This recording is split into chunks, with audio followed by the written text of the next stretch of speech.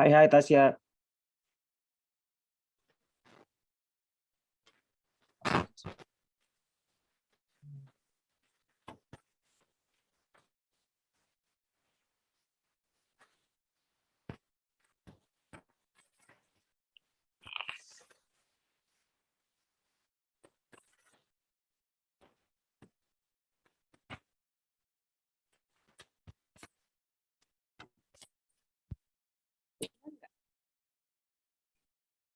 Saya suaranya hilang-hilang. Halo, kedengeran nggak? Nah, ini baru jelas. Iya, tadi saya kayak headphone-nya lagi bermasalah. Saya tunggu bentar ya.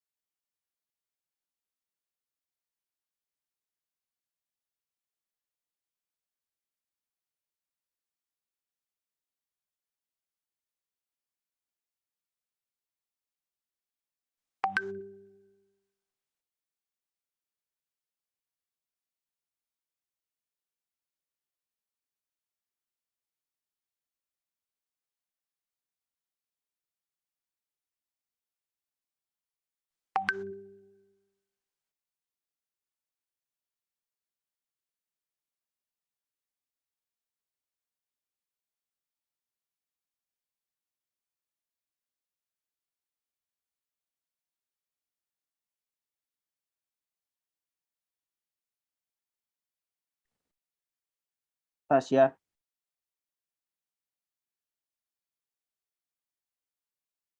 Kak Tasya. Di mana?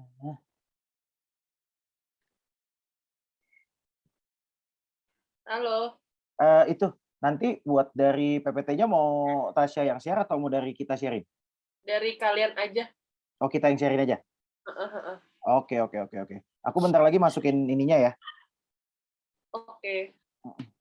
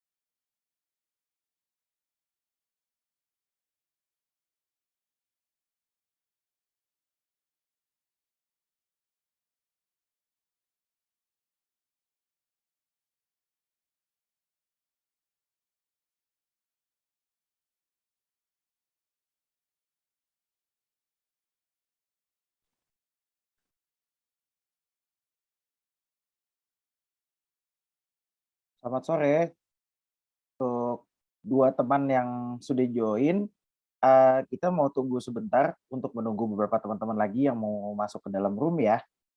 Mungkin di 15.15 nanti kita akan mulai webinar. Thank you.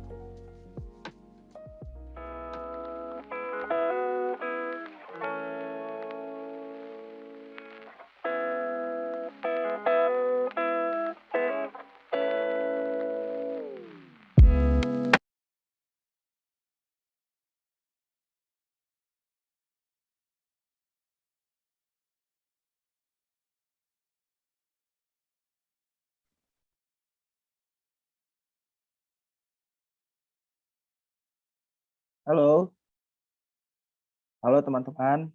Selamat sore. Selamat berjumpa di hari Sabtu ini. Selamat berjumpa di webinar kami. Mungkin nanti ada teman-teman lain yang join lagi. Kita sembari jalan aja ya, karena udah jam 15, udah mau jam 15.20 juga.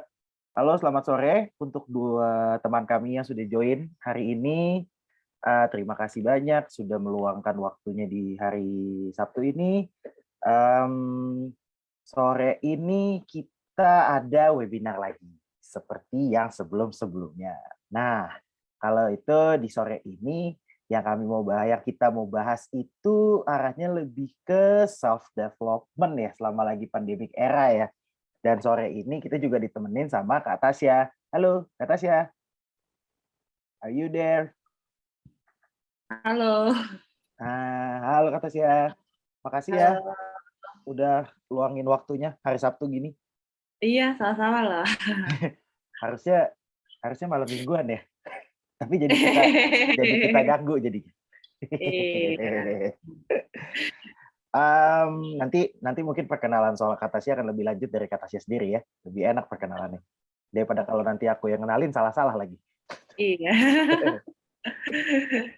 Oke, teman-teman. Jadi sore ini kita mungkin aku cerita sedikit dulu soal Celery School kali ya. Mungkin ada teman-teman di sini yang mungkin udah tahu atau belum soal Celery School. Ada Kak Audia, ada Kak siapa itu? TRHMN. Aku memanggilnya siapa? Boleh kali tuh di chat aku panggilnya siapa ya anaknya? Oke, jadi aku cerita sedikit soal Celery School dulu ya. Kalau kita ngomongin soal Celery School itu tuh sebenarnya sebuah education platform yang kami bentuk mulai dari akhir tahun lalu. Dan kami tuh punya satu misi untuk membantu teman-teman nih yang masih muda-muda, teman-teman yang lagi lulus kuliah atau yang lagi apa namanya baru lulus terus kayak you're going into a digital industry, the new digital industry guys. Kayak nah kita tuh mau bantu kalian buat build up yourself ke arah situ, mulai dari soft skill dan juga hard skill, karena itu masih banyak banget nih. Nanti kita mau bikin acara-acara ke depannya, mulai ada webinar, ada short course, nanti juga ada bootcamp nantinya mungkin di pertengahan tahun kali ya bootcampnya. Dan itu semua adalah preparing your skill for this digital industry. Nah, kayak yang saat ini nih kita mau bikin webinarnya. Kenapa sih kita ngebahas soal kita bahas soal self improvement lah, kita ngomongnya gitu ya. Self improvement itu kan bisa dibilang kayak uh, these things, this pandemic era and new normal things kan kayak something new banget ya. Kayak kita baru 2020 ya kalau nggak salah. Ya bukan sih, kata sih 2020 bukan sih awal pandemi itu. Iya, benar. Gimana ya? Nah, awal pandemi itu kan kayak kita semua masih beradaptasi lah. It is not that simple gitu to face that things gitu. Nah, itu kita cuma mau coba kayak di sini nih sebenarnya di self pandemic ini kalian bisa self pandemic lagi di apa namanya self development di era ini tuh bisa nggak sih, mulai dari kerja atau ada yang bisa kalian lakuin dan segala macam, apalagi teman-teman yang misalkan kuliahnya jadi pada online nih, beda sama era saya. Kalau era saya tidak ada kuliah online, kuliahnya offline terus gitu. Nah, kalian udah kuliahnya online, lalu lulus, nyari kerja, interviewnya juga online, terus nanti kerjanya lagi juga online. It's a new things gitu. Nah, kita mau coba nih di sini sama Kak Tasya, kira-kira gimana sih gitu, self development ini apa sih? Gimana sih caranya gitu loh buat ngadepin ini gitu nanti ke depannya kan? Iya nggak Kak Tasya? Iya, benar. Karena ada kemungkinan ini akan kayak gini terus nggak sih ke depannya? Ada kemungkinan ke situ nggak sih? Kedepannya sih kalau menurut aku ya kayaknya akan ada ya akan seperti ini terus, walaupun kan sebenarnya udah dikit-dikit tuh udah ada yang offline gitu ya. Jadi ya so far mungkin mostly banyak kan yang ya udah by online sih gitu. Karena kita nggak tahu juga nih kedepannya kayak gimana sebenarnya. Iya sih. Tapi memang iya sih udah mulai banyak yang masuk juga ya. Iya, benar-benar. Kantor, sekolah, terus kampus dan segala macam kan juga udah mulai banyak yang ini juga udah mulai banyak yang masuk. Kalau Kak Tasya sendiri udah kerjanya masih di rumah atau gimana nih? Aku so far remote sih sebenarnya. Ini sih tantangannya remote. Jadi ya maksudnya nggak ketemu teman-teman juga, kayak palingan cuman by virtual aja sih gitu. saya nggak memungkinkan juga sih untuk WFO juga. Nah, iya sih bener sih. Abang lagi, apalagi sekarang lagi ini lagi ya, lagi naik lagi ya, lagi Iya, growth lagi ya, sikonnya. saya lagi naik lagi nih karena udah varian baru, udah macam-macam tuh kayaknya.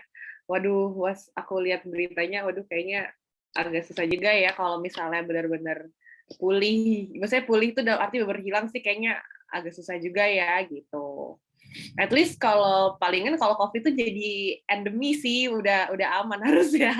Gitu. Iya, malah jadi ini ya, jadi kayak apa ya, bisa dibilang jadi kayak ya udah kita ngebiasain diri aja lah ngomongnya gitu sekarang jadinya. Ya, benar.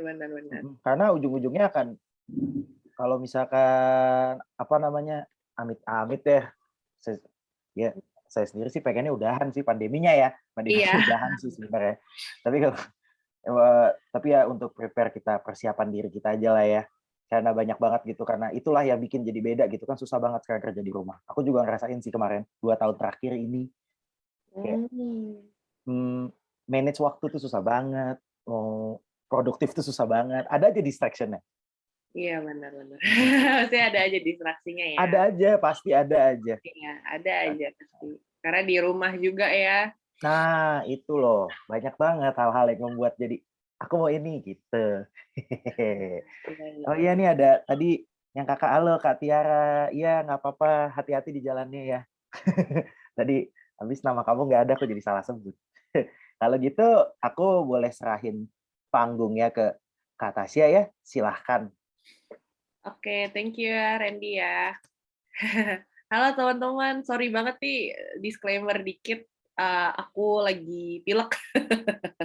Unexpected banget sih. Jadi tadi pagi apa namanya pilek gitu ya, tiba-tiba pas bangun lah jadi pilek sampai sekarang gitu. Jadi mungkin kalau apa namanya kalau misalnya aku suka bersin di tengah-tengah mohon dimaklumin ya gitu. Oke, aku harap juga teman-teman semuanya dalam keadaan sehat juga ya gitu. Nah sebelumnya aku juga mau ngucapin terima kasih buat Accelerate Schools yang udah ngasih kesempatan buat aku buat sharing sama teman-teman hari ini, dan juga makasih banyak buat teman-teman juga yang mungkin mau hadir di hari Sabtu gitu ya. Harusnya kan Sabtu kan liburan gitu ya, liburan terus misalnya malam mingguan gitu. Tapi di sini masih pengen belajar dan juga pengen upgrade diri sih pada sesi hari ini gitu. Nah, mungkin sebelum kita sharing hari ini dimulai, biar lebih enak juga kita ngobrol-ngobrolnya, mungkin kita kenalan dulu kali ya, mungkin bisa di next. Oke, perkenalkan namaku Nabila Mediana Natasha, bisa dipanggilnya Tasha. Jadi saat ini aku sebagai mental health counselor di Relief, salah satu startup kesehatan mental. Terus dan pengalaman aku juga kurang lebih 3 tahun di HR. Kemarin sempat di Crowdy sebagai human resource business partner. Terus kemudian people partner di Uang Teman dan juga corporate talent acquisition specialist di Altera Indonesia gitu. Nah, mungkin sebelum aku menjelaskan inti materinya nih, jadi aku pengen ngasih bocoran ke teman-teman di sini gitu. Nah, pastinya kalau teman-teman mungkin di sini yang masih ada yang kuliah atau misalnya ada yang mau lulus apapun juga sudah lulus gitu ya, pasti sebagian besar tuh kita pengen masuki dunia kerja gitu. Namun sebelum ada new normal pastinya rasanya beda banget gitu yang tadi sempat di-mention gitu. Jadi yang setiap hari kita ke kampus, ke kantor, pokoknya offline gitu, dan ternyata semua-muanya harus kerjanya tuh di rumah sekarang gitu.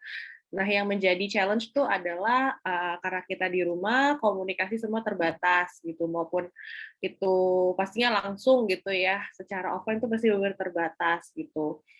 Pastinya tuh kita kayak ngerasa jenuh, terus juga ngerasa sendiri, ataupun bisa jadi ngerasa stagnan juga gitu. Ataupun kalau misalnya saat teman-teman misalnya baru mau masuk kerja gitu, walaupun misalnya WFH gitu ya, pasti akan mengalami transisi dari misalnya kuliah dan juga kerja dan mungkin kaget gitu kan kayak kok walaupun aku kuliah di rumah, tapi kok beda ya rasanya saat bekerja gitu.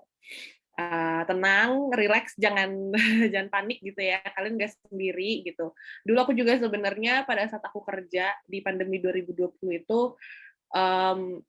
sebenarnya kaget, semua orang kaget sih gitu. Jadi yang dari aku kerja itu offline terus gitu ya, kuliah kuliah offline gitu. Terus pas pada saat pandemi pertama 2020 kita juga harus adjust nih, yang tadi kita harus selalu WFO, terus akhirnya pada saat pandemi itu kita di rumah gitu, dari yang kebiasaan sampai apa namanya, yang kita adjust itu bahwa dari kebiasaan sampai dengan bagaimana kita handle task itu yang akan kita kerjakan sih gitu. Nah, kesempatan kali ini mungkin bisa di next. Oke, kesempatan kali ini aku mau sharing sama teman-teman mengenai bagaimana teman-teman adjusting saat work from home, terus juga bagaimana meningkatkan produktivitas saat new normal, terus juga tahu gimana cara manage waktu lebih efisien, terus juga mengetahui bagaimana kita bisa mendevelop skills dari produktivitas kita juga, dan bagaimana kita mempersiapkan untuk career growth kita sih gitu. Mungkin bisa di next. Oke, sebelum kita ke materi, mungkin aku mau nanya sama teman-teman gitu ya, mungkin aku juga boleh sedikit sharing gitu. Saat ini kan teman-teman ada yang kuliah ataupun udah ada yang ngerjain tugas akhir ataupun ada yang baru masuk kerja gitu ya. Nah, sejauh ini bagaimana sih cara kalian memanage motivasi dan produktivitas saat pandemi ini? Kalau aku pribadi ya, kalau manage motivasi itu mungkin pokoknya kalau pas pagi-pagi itu aku harus mandi. Aku harus mandi, nggak boleh nggak mandi karena kayak kalau misalkan nggak mandi tuh rasanya masih kayak pengen tiduran gitu, nggak ada motivasi untuk kerja, kayak rasanya males gitu. Dan untuk manage produktivitas aku, pastinya setiap hari itu aku harus ngasih atau enggak nulis kayak to do list apa aja yang mau aku selesaiin hari ini sih gitu. Mungkin kalau Randy mau sharing juga nggak apa-apa loh. Nah, ini ceritanya waktu lagi ini ya, berarti waktu lagi WFH ya. Soalnya kalau sekarang kan saya Iya, sudah WFO nih. Kalau iya waktu WFA, benar-benar. sama startingnya sama kayak Tasya, mandi sih, mandi sih. Itu kayak soalnya kalau misalkan nggak dipaksa buat mandi nih, itu ngantuk dan segala macamnya masih berasa banget ya, seriusan. Jadi biasanya Iya. kalau aku tuh bangun, mandi, kamar mandi intinya, yang penting cuci muka, sikat gigi, itu yang paling penting pertama sih. Yang penting itu dulu. Terus yang aku cari pertama sebelum aku mulai semua, aku pasti cari kopi. Iya benar-benar Pasti benar-benar. terus ya udah mau nggak mau kan kayak bukan mau nggak mau sih emang harus ya, tapi bangun udah segala macam yang itu yang penting-penting udah, terus yang berikutnya langsung buka. Yang penting buka laptop dulu. Buka laptop, cek semua yang kemarin-kemarin, kira-kira apa nih yang mesti gue ini gitu.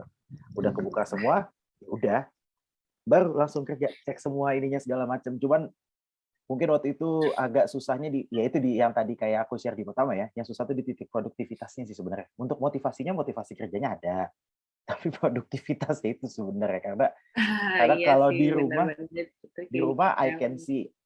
I can see my PlayStation, my PC gitu kan. Jadi yang kayak lagi di tengah-tengah kerja, main PS enak nih gitu. Harusnya jam makan, main PS enak nih, main PS dulu gitu kan. Tapi aku berhasil melewati itu dengan ngatur waktunya aja sih sebenarnya. Jadi udah dapetin yang penting itu udah dapet flow-nya aja dulu. Kalau aku waktu itu gitu, udah dapet flow-nya. Oke, misalkan ini gue kerja sampai jam mungkin kalau teman-teman beda kali ya. Kalau aku kan lebih ke arah aku bisa kerja di malam hari Night gitu. owl Kalau aku ya. Ya kalau aku jatuhnya gitu. Jadi kayak ya udah aku coba misalnya emang belum bisa bekerja sampai sore gitu, ya udah aku nggak akan kerjain dulu gitu. Tapi ketika malam aku udah bisa on, ya gas terus. Itu bisa sampai malam banget gitu. Gitu, kalau aku gitu. Tapi kalau itu jangan dicontoh ya guys ya. Nggak baik. Itu nggak baik buat kesehatan. Oke, mungkin sambil jalan mungkin ada yang tonton, ada yang mau ngasih di Misalnya chat ada yang mau, box gitu kan ya. silahkan Oke. banget ketik aja di chat. Silakan Tasya lanjut. Oke.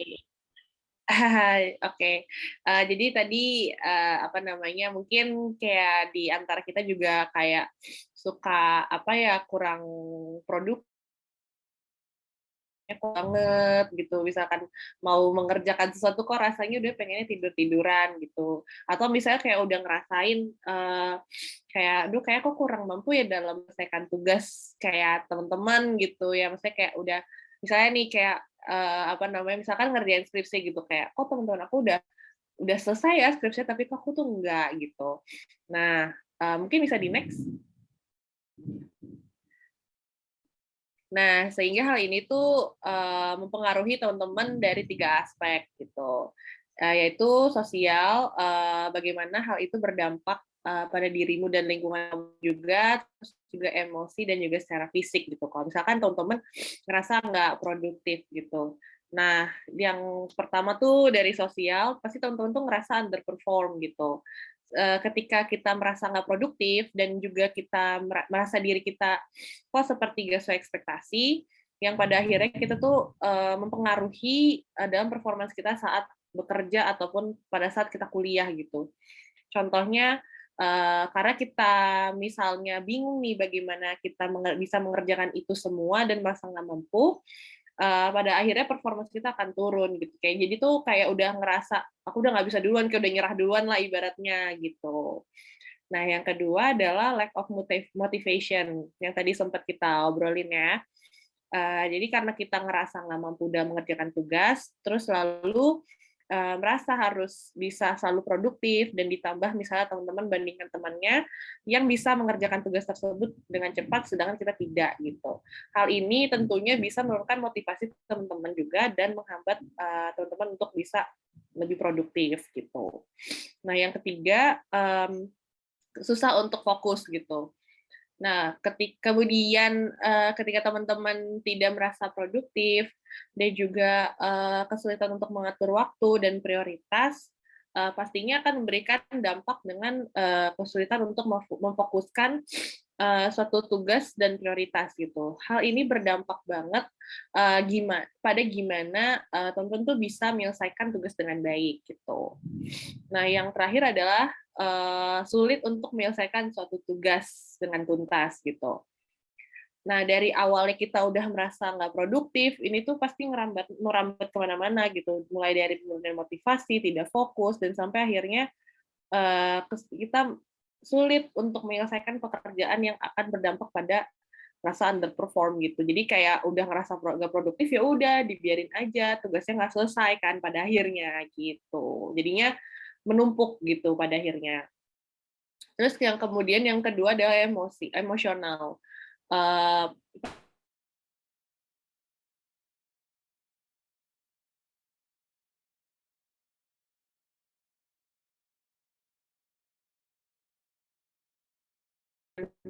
Istilah burnout ini gitu. Nah, burnout itu apa sih gitu kan ya? Jadi saat kita tuh misalnya merasa lelah secara emosional dan mental bahkan fisik gitu ya.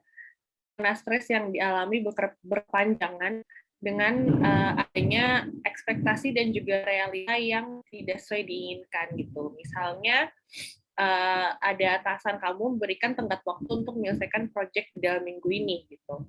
Terus teman-teman ekspektasi.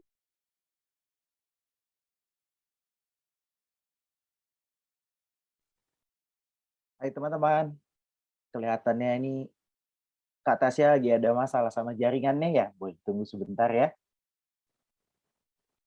Kak Tasya, if you're good, silahkan dilanjut ya. Halo. Halo. Halo.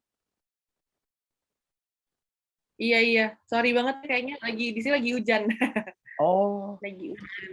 Iya, jadi maaf ya kalau misalnya keluar masuk ya. Aman. Oke.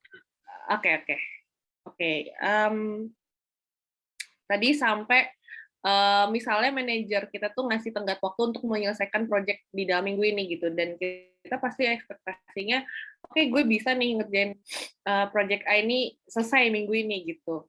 Terus kalian benar-benar kayak udah nge-push diri sendiri, terus juga kayak mengorbankan waktu, jam istirahat, dan juga apa namanya, dan juga segala satunya gitu kan ya. Nah, lalu realitanya kamu tuh nggak bisa menyampaikan sesuai dengan ekspektasi dari manajer karena mengerjakan pekerjaan lain juga gitu. Nah, di satu titik itu sebenarnya pasti kamu merasa kayak nggak sesuai ekspektasi nih gitu. Duh, kayak gimana ya bisa nyelesain gitu kan ya.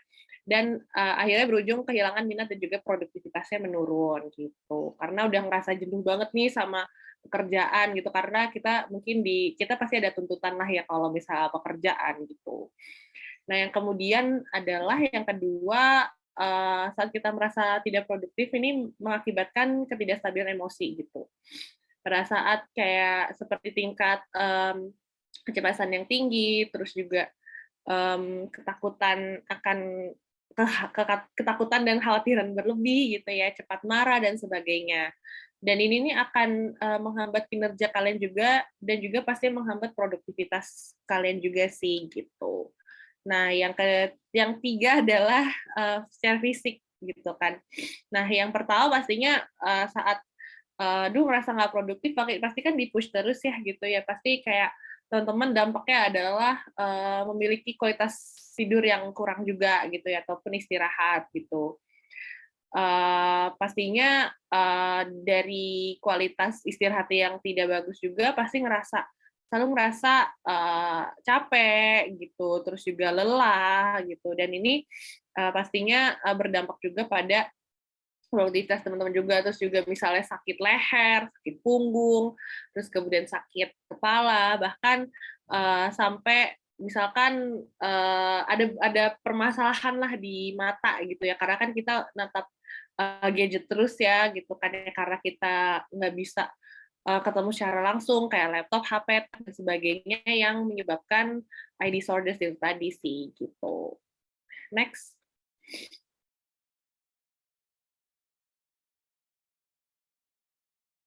Oke, setelah kita sudah tahu nih apa yang dampak diberikan ketika kita merasa tidak produktif, kita juga harus mengetahui faktor apa saja yang mempengaruhi produktivitas kita, dan juga apa benefit yang kita terima ketika kita memiliki produktivitas yang baik gitu. Nah, yang pertama kita bahas faktornya dulu ya yang bisa mempengaruhi produktivitas. Nah, jadi yang pertama adalah yang kira-kira bisa nggak ngebus sih, maksudnya ya bisa apa namanya menaikkan produktivitas kita tuh sebenarnya adalah lingkungan kerja gitu. Nah, di lingkungan kerja itu kita tidak selalu mengenai orang-orang yang terdekat dalam pekerjaan kita gitu. Kayak seperti value yang ada di perusahaan dan teamwork-nya gitu. Namun juga atmosfer pada saat kamu bekerja, yang kamu buat pada saat kamu bekerja gitu, khususnya kita pada saat WFH gitu. Mengapa hal itu mempengaruhi produktivitas kita? Dengan memiliki lingkungan yang memadai seperti device, terus juga setting tempat kerja kita, pencahayaan, ventilasi dan sebagainya yang akan mengaruhi mood kita juga sih, dan motivasi kita dan performance kita juga dalam bekerja gitu. Nah, yang kedua adalah goals ataupun tujuan. Ketika teman-teman bisa menentukan tujuannya dengan jelas, itu akan meningkatkan level produktivitas kita gitu. Karena dari kita sendiri yang bisa menentukan kapasitas untuk kita bisa produktif kayak gitu. Jadi kayak misalnya teman-teman udah bekerja, ada tujuannya jelas gitu kan ya. Jadi teman-teman nggak ngawang kalau misalnya kerja gue ngapain ya hari ini gitu. Yang pastinya kayak ya udah ntar aja lah ngerjainnya gitu. Jadi nggak selesai juga gitu. Jadi tujuan itu sebenarnya kayak membantu teman-teman untuk bisa lebih produktif gitu. Nah, yang ketiga adalah personal wellness gitu. Kesehatan pribadi kita secara fisik maupun mental. Nah, dengan kita memiliki kesehatan mental dan juga fisik yang baik, kita pastinya akan bisa lebih invest dengan pekerjaan dan fokus juga meningkatkan level produktivitas kita gitu. Nah, yang terakhir adalah self development. Nah, hal ini juga bisa mempengaruhi produktivitas kalian juga karena dengan teman-teman semakin ahli di satu bidang ataupun dan juga mengembangkan kemampuan yang dimiliki, yang memiliki peran untuk gimana teman-teman tuh mempersiapkan untuk melakukan suatu pekerjaan gitu. Jadi karena teman-teman ahli, terus juga dari ahli itu ada semacam motivasi dan juga pastinya itu meningkatkan level produktivitas kayak kita lebih semakin kayak semangat untuk mengembangkan kemampuan yang kita miliki yang related sama pekerjaan kita gitu. Nah, semakin teman-teman prepare akan hal ini, maka teman-teman akan semakin produktif juga gitu. Nah, sebagai contohnya ya, jadi misalkan teman-teman bekerja di satu role yang bukan skills dan pengetahuan yang lebih spesifik gitu. Jadi teman-teman tidak memiliki skills dan pengetahuan tersebut misalnya gitu. Pastinya teman-teman nggak bisa dong ngerjainnya gitu kan, yang mengakibatkan teman-teman tuh nggak ngerasa produktif gitu. Setelah teman-teman udah mengupgrade diri, teman-teman juga bisa mengerti apa yang diinstruksikan, terus juga apa yang dikerjakan atau bagaimana caranya bisa menghandle tersebut gitu. Jadi kayak teman-teman udah ada nih self confidence saya juga untuk mengerjakan hal itu dan jadi merasa lebih produktif. Nah, yang kedua adalah advantage of being productive.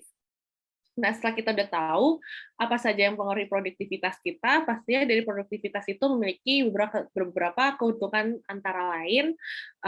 Pertama, kamu bisa memiliki waktu untuk melakukan hal yang lainnya gitu. Secara kita cuma 24 jam per hari gitu ya, dan itu terbatas banget untuk melakukan hal yang ingin kita lakukan seperti kerja, main, istirahat, dan sebagainya gitu. Pastinya hal ini butuh banget kita dalam merencanakan dan menggunakan secara baik dan bijak gitu. Kapan kita main, kapan kita bekerja, dan kapan kita istirahat gitu. Yang kedua, produktif itu ternyata bisa menyimpan energi kamu juga gitu. Dengan teman-teman bisa merencanakan dan menggunakan waktu dengan sebijak dan baik mungkin, teman-teman tuh juga bisa loh meluangkan untuk istirahat gitu. Misalnya minimal 15 sampai 20 menit bisa istirahat setelah mengerjakan suatu tugas. Dan berarti ini sebenarnya bukan istirahat tuh bukan sebenarnya males ya gitu ataupun egois gitu. Nah, ini tuh sebenarnya juga mencegah teman-teman untuk merasakan burnout tadi gitu atau kejenuhan dalam pekerjaan gitu. Nah, yang ketiga adalah kamu akan mendapatkan waktu dengan mudah. Maksudnya adalah jadi selama ini kita tuh punya miskonsepsi apabila kita mengatur waktu kita dan juga produktivitas itu butuh effort yang lebih gitu. Padahal selama teman-teman produktif itu pasti teman-teman akan bisa mengerjakan tugas-tugasnya gitu. Teman-teman lebih fokus dengan apa yang harus dikerjakan dan menyelesaikan tepat waktu gitu.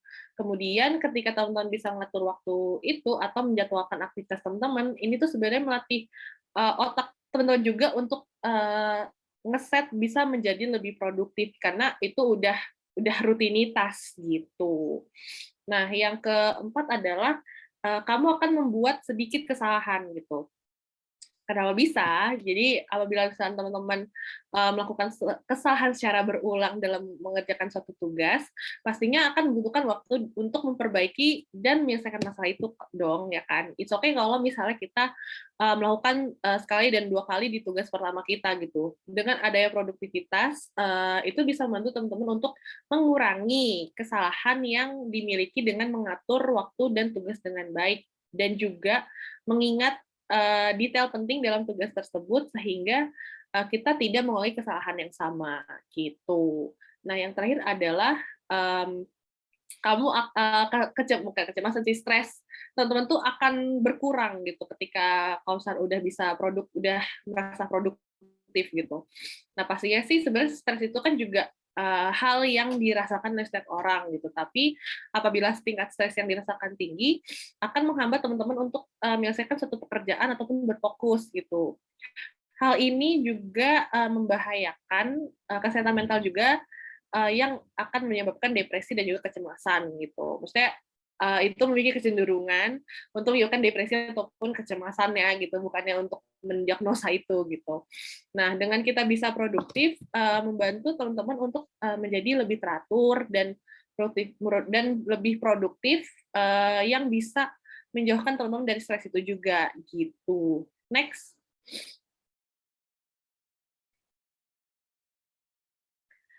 Nah, tadi teman-teman sudah tahu apa yang menjadi dampak ketika kita tidak produktif, lalu faktor apa saja yang meningkatkan produktivitas, dan juga apa keuntungan kita jika kita lebih produktif gitu. Nah, pastinya teman-teman nanti saat bekerja dari rumah itu juga butuh adjusting dan juga adaptasi dari segi cara bekerja dan juga jam kerja gitu. Sehingga teman-teman juga butuh persiapan dalam menghadapinya. Nah, yang pertama ini adalah teman-teman bisa manage kapasitas teman-teman dan juga meningkatkan motivasi. Nah, di dalam section ini kita akan bahas apa kesalahan apa saja yang biasa dilakukan saat WFH, terus sehingga banyak di sekitar kita tuh kayak merasakan jenuh, akhirnya burnout gitu. Kemudian apa saja yang harus kita prepare untuk WFH dan juga bagaimana kita meningkatkan produktivitas saat WFH. Bisa di next.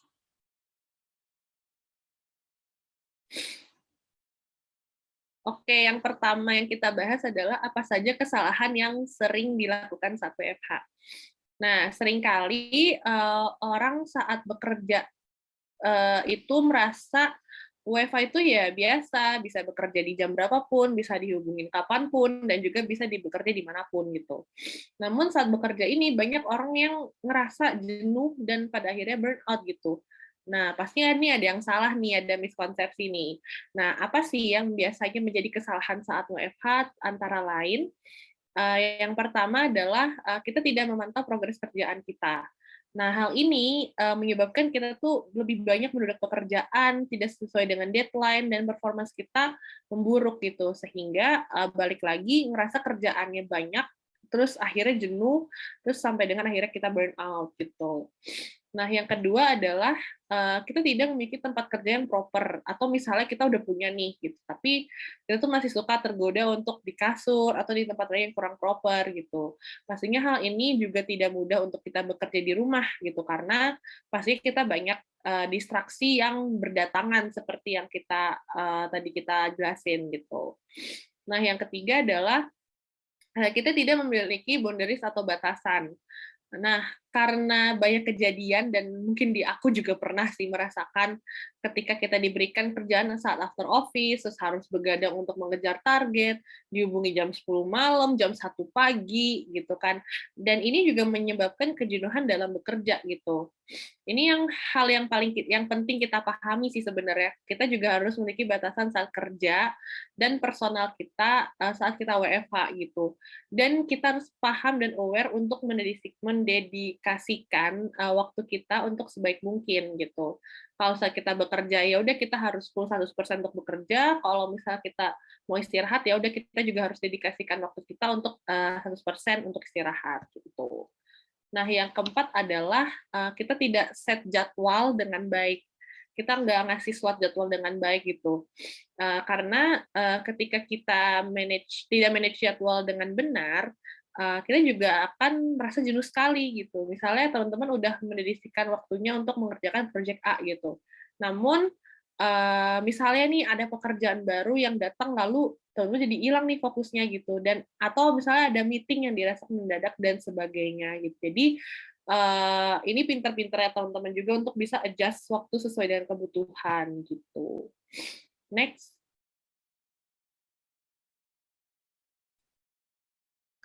Nah, setelah kita udah tahu apa kesalahan yang biasanya dilakukan saat WFH, untuk mengurangi melakukan kesalahan tersebut, ada kalanya teman-teman mempersiapkan apa saja untuk WFH. Antara lain, yang pertama, teman-teman bisa siapin to-do list per hari ataupun per minggunya seperti apa gitu. Jadi sehingga ini sebenarnya membantu teman-teman juga apa yang harus dikerjakan dan juga membantu untuk setting prioritas teman-teman juga gitu. Jadi bisa di breakdown misalkan weekly-nya mau apa, terus daily-nya terus di breakdown jadi daily-nya mau ngerjain apa aja di hari apa gitu. Itu jadi kayak teman-teman semacam bikin logbook sih gitu per harinya supaya bisa ke-track sih ataupun mungkin bisa tahu apa yang mau dikerjain hari ini gitu. Nah, yang kedua adalah mengatur jadwal. Seperti yang aku mention tadi, dengan menyiapkan slot waktu bekerja dan kapan kamu bisa istirahat juga gitu. Nah, hal ini juga bisa kamu lakukan misalnya dengan kamu journaling di notes, kalau misalnya teman-teman suka nulis ya gitu, atau misalnya pakai tools lainnya gitu. Kalau aku biasanya pakai Google Calendar gitu, bebas mau pakai apa aja. Nah, yang ketiga adalah pelajari dan membaca peraturan saat bekerja gitu. Nah, mungkin teman-teman apabila bekerja di satu perusahaan, pasti akan ada namanya peraturan kerja gitu. Misalnya jam kerjanya berapa, gimana cara kita berkomunikasi, terus kemudian tools apa yang digunakan dan sebagainya gitu. Nah, sehingga ini juga membantumu juga saat mempersiapkan untuk WFH. Nah, kalau misalnya teman-teman kayak freelance, part-time, dan sebagainya, itu justru lebih fleksibel sih. Jadi kayak balik lagi kita juga bisa setting boundaries-nya seperti apa gitu. Nah, yang keempat adalah mendesain ruang kerja yang nyaman. Hal ini penting juga untuk dirimu selama WFH gitu. Dengan mempersiapkan ruang kerja yang nyaman, pastinya akan mempengaruhi kamu dalam bekerja dengan efektif dan efisien, yang pastinya akan memiliki dampak terhadap produktivitas kamu juga gitu. Next.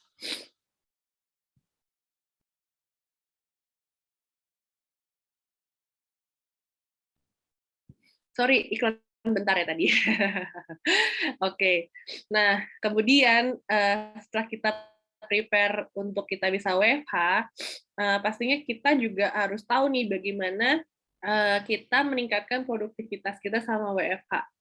Sehingga kita juga bisa lebih maksimal dalam mengerjakan tugas maupun pekerjaan kita gitu. Nah, teman-teman bisa melakukannya dengan cara yang pertama, untuk meningkatkan produktivitas teman-teman itu memprioritaskan kegiatan yang akan dilakukan terutama terhadap tugas-tugas pekerjaan gitu. Karena misal ya pada saat bekerja nanti kita banyak banget tugas yang mungkin akan membuat kita jenuh gitu karena kayak kok rasanya udah numpuk banget gitu. Kayak kok kayak semuanya urgent ya gitu. Padahal nggak semuanya urgent gitu ternyata. Sehingga kita perlu set prioritasnya, mana yang urgent, mana yang penting, mana yang bisa kita delegasi, mana yang kita tidak kerjakan dulu gitu. Kalau misalnya teman-teman ingin explore hal ini, teman-teman bisa googling metode Eisenhower Matrix. Itu tuh membantu banget sih di aku juga gitu. Jadi teman-teman juga bisa kayak ngeslot mana aja tugas yang sekiranya ada di 4 kuadran itu gitu. Nah, yang kedua adalah menggunakan time management techniques gitu. Mungkin kita terkadang jadi lupa nih lupa waktu saat WFH gitu ya, sehingga hal ini penting untuk bisa teman-teman memantau berapa lama kita mengerjakan pekerjaan tersebut gitu. Contohnya ada namanya metode Pomodoro. Pomodoro ya kalau nggak salah namanya. Pomodoro kan ini ya apartemen. Beda Kak Nah, kalau itu Kak. nah, takutnya salah Kak gitu. Jadi apa namanya? Ini tuh sebenarnya sering banget aku pakai sih gitu. Dan ini works banget di aku juga. Jadi setiap kita 20 menit kita bekerja nih, kita set timernya dulu 25 menit. Nah, lalu setelah 25 menit pertama, kedua, ketiga, kita istirahat 5 menit gitu. Jadi kita setnya 4 set ya. Jadi 25 menit itu ada 4 kali. Nah, set terakhirnya itu di 25 terakhir kita bisa istirahat 30 menit gitu. Jadi kayak apa namanya? Pintar-pintar teman-teman bisa ngeluangin waktu saat misalnya di tengah pekerjaan. Jadi nggak yang selalu ngoyo gitu kan, yang ngoyo kerja harus selesai dan sebagainya. Sebenarnya kita juga sebenarnya butuh istirahat juga sih dalam bekerja, dan saya nggak usah yang berlama-lama sejam 2 jam, nggak usah gitu. Mungkin ya 15 menit, misalkan mau ambil minum, mau beli kopi dan lain sebagainya sih gitu. Jadi kayak otak kita juga bisa ke refresh gitu. Nah, yang ketiga adalah menggunakan productivity apps gitu. Nah, ini juga sebenarnya aku juga memakai beberapa productivity apps itu kayak Trello, Asana, itu bantu banget sih gitu. Ataupun Google Calendar juga. Karena kan juga sekarang kita diberuntungkan nih oleh adanya teknologi yang sangat canggih dan semakin berkembang gitu.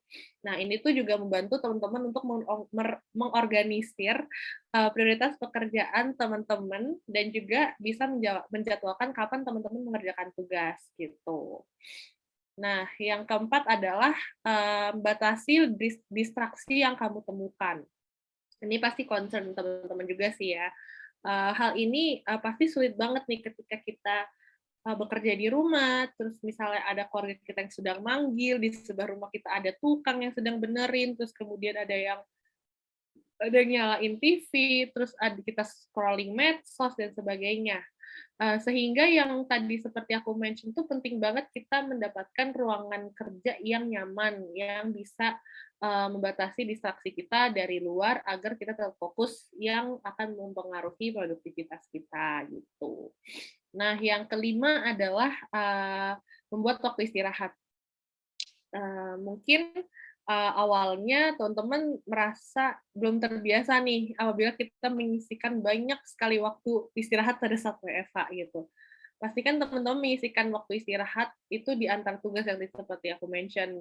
Misalnya teman-teman udah ngerjain pekerjaan A, ya udah kita kasih waktu untuk adjusting dan pindah ke kerjaan B gitu. Jadi kayak misalnya dari meeting satu, meeting lainnya kita butuh jeda nih, let's say 5 menit, 10 menit itu it's okay sih gitu. Uh, yang penting kita bisa ke-refresh aja gitu. Jadi nggak yang ngerasa penuh gitu ya. Nah, yang terakhir adalah membutuhkan bantuan apabila diperlukan. Nah, terkadang kita WiFi itu merasa bekerja sendiri nih, karena kiri kanan, depan belakang tuh nggak ada teman atau rekan kerja kita ataupun manajer kita yang memantau kita gitu. Apabila kita merasa buntu, kewalahan dengan beban kerja kita bisa meminta bantuan ke teman kerja kita dan juga berdiskusi dengan manajer kita agar membuat pengaturan tugasnya lebih efisien gitu. Next.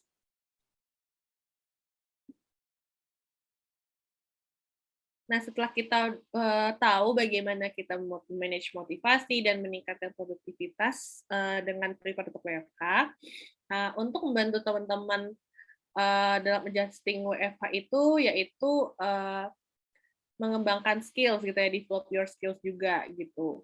Nah, bagaimana sih kita selama WFH kita bisa mengembangkan diri? Bisa di next.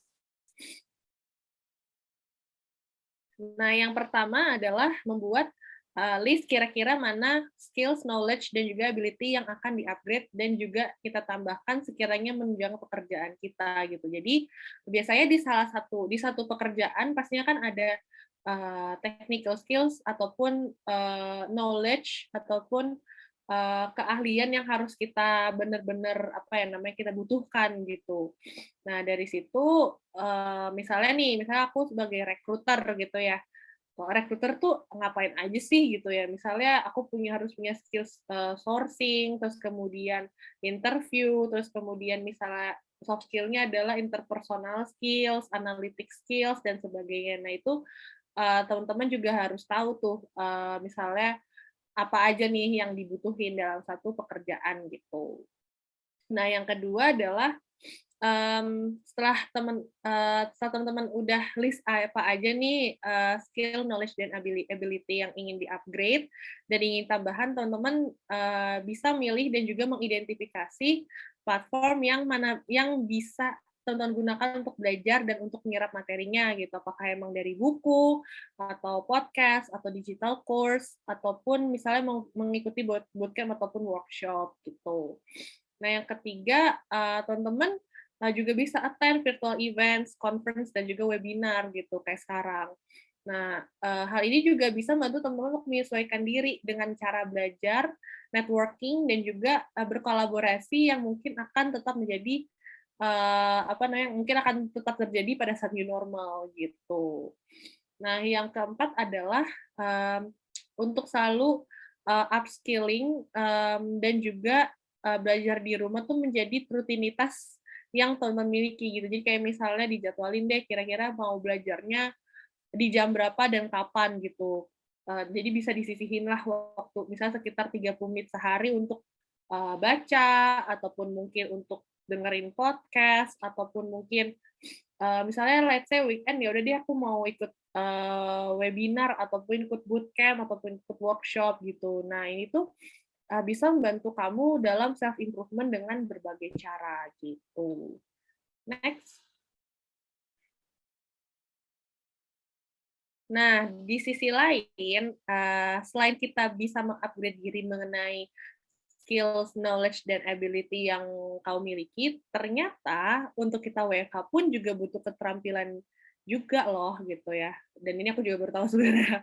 Dan apa namanya? Dan keterampilan WFH tuh ternyata sangat dibutuhkan sih gitu kan ya, karena untuk membantu kita bisa adjusting, untuk bisa adaptasi, karena kan gini sih apa namanya banyak banget yang perusahaan ya udah work from anywhere, nggak perlu harus ke kantor ataupun remote 100% gitu ya.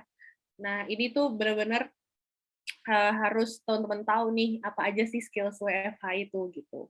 Nah, yang pertama adalah untuk memiliki kemampuan untuk bekerja sendiri gitu. Maksudnya di sini adalah teman-teman untuk bisa mandiri dalam mengetahui apa pekerjaannya, bagaimana menyelesaikan sebuah pekerjaan, dan juga bagaimana kita menyelesaikan masalah sendiri gitu yang terkait dengan pekerjaan.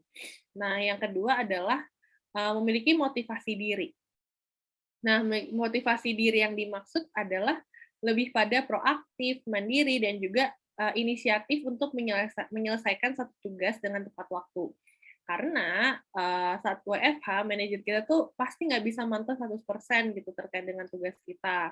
Untuk itu, penting untuk membuat jadwal sendiri dan juga rutinitas yang membuatmu bisa tetap fokus dengan pekerjaanmu gitu. Nah, yang ketiga adalah kita harus memiliki mindset team oriented gitu. Nah, saat kita WFH, terkadang tuh kita ngerasa sendirian gitu ya, ataupun kayak gue kerja sendirian gitu. Padahal tersebut tuh bukan berarti kamu bukan bagian dari tim yang besar ataupun merasa tidak terhubung dengan tim lain juga gitu. Sehingga kemampuan untuk berkomunikasi dan juga berkolaborasi itu merupakan kemampuan yang penting sebenarnya. Nah, yang artinya bisa memenuhi pekerjaan yang baik dan tepat waktu, terus juga bertanggung jawab dengan anggota tim lain, dan tetap untuk selalu update dengan mereka, jadi lebih transparan dan visible gitu. Nah, yang keempat adalah memiliki kemampuan komunikasi yang baik. Duh, sorry banget ya, gara-gara pilek nih. Mungkin teman-teman di sini saat berkuliah sering banget sih mungkin kayaknya kalau pas pandemi itu lewat Zoom ataupun Google Meet gitu. Sama halnya saat kita WFH. Karena terbatas juga kita pasti membutuhkan komunikasi daring gitu, seperti video meeting, email, chat, dan sebagainya gitu. Hal ini akan memungkinkan kita untuk mengalami miskomunikasi yang akan memiliki dampak ke pekerjaan kita gitu, sehingga kita harus bisa untuk mengkomunikasikannya dengan singkat dan jelas gitu. Nah, yang selanjutnya adalah memiliki kecerdasan emosi. Kok kecerdasan emosi sih, Kak, gitu. Karena kan kita WFH atau remote pekerjaannya kan kita tidak selalu berkomunikasi nih secara nonverbal gitu, ataupun ketemu, kan kita nggak tahu nih mukanya kayak gimana, pada saat kita ngobrol raut mukanya kayak gimana gitu ya, yang bisa membantu kita untuk merespon dengan tepat gitu. Sehingga kecerdasan emosi ini bisa membantu juga untuk bagaimana kamu menyelesaikan konflik, memecahkan masalah, dan bagaimana kamu bisa empati dengan rekan kerja kamu dan mudah beradaptasi untuk menghadapi tantangan pekerjaan gitu. Nah, yang terakhir adalah kita juga harus menjadi tech savvy nih, tech savvy.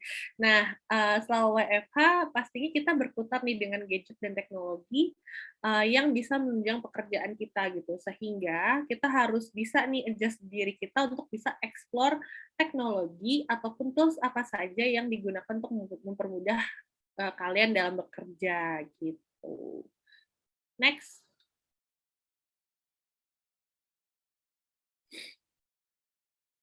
Nah, tadi kan teman-teman udah tahu nih gimana teman-teman bisa mengembangkan skills, terus juga gimana cara apa namanya, mengembangkan apa namanya, tahu nih WFH itu skill-nya apa aja gitu. Nah, mmm, pada saat WFH kita juga harus, prepare diri nih untuk, development kita ke depannya, terutama mengenai karir kita gitu. Bisa di-next. Nah, sebelum kita ke materi nih, kalau boleh kita mikirkan ke depannya dulu deh, nggak usah jauh-jauh dah. Maksudnya, misalnya setahun ke depan mau jadi apa gitu, ataupun mungkin jangka pendeknya apa, jangka menengahnya apa, jangka panjangnya apa, ya terserah gitu ya. Pokoknya di masa depan gitu, mungkin boleh pekerjaannya di bidang apa, atau pekerjaan pekerjaan berkaitan dengan apa gitu. Mungkin kalau aku dulu, kalau misalnya mau sharing, mmm dulu pas aku masuk kuliah, aku kan kuliah di psikologi ya kebetulan, dan aku emang ya udah pengen jadi HR aja gitu, nggak tahu deh HR-nya apa gitu. Terus sampai akhirnya, baru nyemplung di, apa namanya, di rekrutmen gitu ya. Di rekrutmen, oh HR tuh kayak gini ya gitu ternyata, jadi nggak cuman yang maunya apa, terus kemudian pas di HR itu, di rekrutmen dan akhirnya kayak cocok deh gue di, rekrutmen gitu pada akhirnya beberapa tahun itu aku di rekrutmen, terus kemudian, kayaknya butuh challenge baru deh gitu, baru challenge baru, ya udah deh pengen people partner atau HRBP gitu, bahkan sampai sekarang pun juga ternyata ngerasa, aduh kok di HR bosen ya, bosenan anaknya. Jadi, apa namanya, aku embrace the challenge aku di, Relief sebagai konselor gitu. Terus ada yang ngechat deh kayaknya, siapa ya namanya ya? Ada yang mau bilang mau jadi tim lead engineer, Kak. Oh, keren keren keren keren. Jadi kalau misalkan mau jadi tim lead, pinter-pinternya harus, bisa manage orang ya, gitu. Harus bisa pinter manage orang gitu, karena kan, kalau tim lead itu setara dengan manajer ya sekarangnya, gitu. Mungkin Randy mau sharing dulu mau jadi apa pada saat baru lulus? Setahun. Baru lulus tuh nggak ada tuh bayangan mau jadi apa. Nggak. Kalau waktu baru lulus, lebih ke arah dulu kan kalau aku kuliah komunikasi, Hmm, eee, nggak ada alasan khusus kenapa masuk kuliah komunikasi ya sebenarnya. Dan sebenarnya sebenarnya pengen ngindarin matematika angka-angkaan aja sih, cuman oh, sama sih. ujung-ujungnya dapat statistika juga. Ah, iya bener, iya bener. Jadi gue kalau nah itu terus baru kebayang itu pas lagi kuliah pengennya ngarah ke arah jurnalistik dulu, pengen banget. Mmm, Waktu awal-awal ya, waktu udah mau lulus gitu. Cuman pas lagi di kampus kuliah, ujung-ujungnya aku keceburnya di PR. oke. Ya itu, alasannya cukup memalukan sih kalau diceritakan kenapa saya jadi masuk ke PR ya. Tapi di satu sisi, ya udah pas sudah lulus ternyata komunikasi dunianya seluas itu dan kayak I can go anywhere I want gitu dan baru ngerasain akhirnya setelah step by step gitu, awalnya jadi pengen udah sempet sih jadi jurnalis sempet sempet lah, sempet hampir setengah tahun sempet juga. Cuman kayak, oh ternyata di dunia komunikasi itu seluas ini ya dunianya gitu. Jadi Mmm, baru ke ininya tuh udah mulai kebayang track path-nya lah ya bisa dibilang path-nya udah mulai kebayang tuh kemana. Then nah, I decided to become a digital marketer aja kali ya biar bisa kena semua-muanya. iya. Dan targetnya sih tahun depan jadi chief of marketing. Enggak. Amin teman-teman, kita aminkan aja ya. Enggak. Itu bukan ngayal ya, itu bisa. Bisalah. Butuh effort aja. Oke. Nanti kalau misalnya ada ini kita bacain kali ya kalau tiba-tiba ada teman-teman yang nulis gitu kayak, "Aku mau jadi CEO, Kak," gitu kan. Wah, bagus dong. Bagus lah kalau jadi CEO, tapi Tuh, kayaknya kok aku enggak deh. tapi tapi dalam in a year gitu kayak ngomongnya sekarang setahun mau jadi CEO, Kak. Wah, lu mantep sih cita-cita lu. Iya, Tapi enggak, bener. sama. Aku sama kayak kata saya sih nggak mau sih kalau udah kebayang kayak apa soalnya nggak mau deh jangan. Oke, jadi, apa namanya, jadi kayak, sebenarnya sih kalau dalam berkarir itu karena sekarang tuh cepet banget ya gitu ya namanya perkembangan gitu ya. Dulu, mungkin kalau misalnya aku kasih contoh di HR gitu ya, misalkan let's say recruiter gitu ya, udah recruiter ya udah, telepon, terus itu kirim CV dan habis itu kita ketemuin interview dan sebagainya. Ternyata semakin ke sini ternyata banyak banget skills yang aku harus pelajarin gitu, harus aku pelajarin dan juga mungkin ada beberapa hal yang aku harus kembangin gitu. Nah, untuk menghadapi tren dan juga menanggapi pentingnya personal growth dalam berkarir, pastinya teman-teman juga pengen berkembang dong ya kan, ke depannya kayak gimana, walaupun mungkin, misalnya ada momennya teman-teman misalnya switching career gitu ya, switching role, ataupun misalnya beda industri dan sebagainya gitu. Untuk bisa menyiapkan untuk perkembangan karir kalian, bisa di-next. Nah, jadi, ada beberapa hal yang perlu teman-teman, perhatiin sih untuk gimana caranya bisa prepare nih untuk career growth-nya teman-teman, gitu. Nah, yang pertama adalah seek out new opportunities gitu.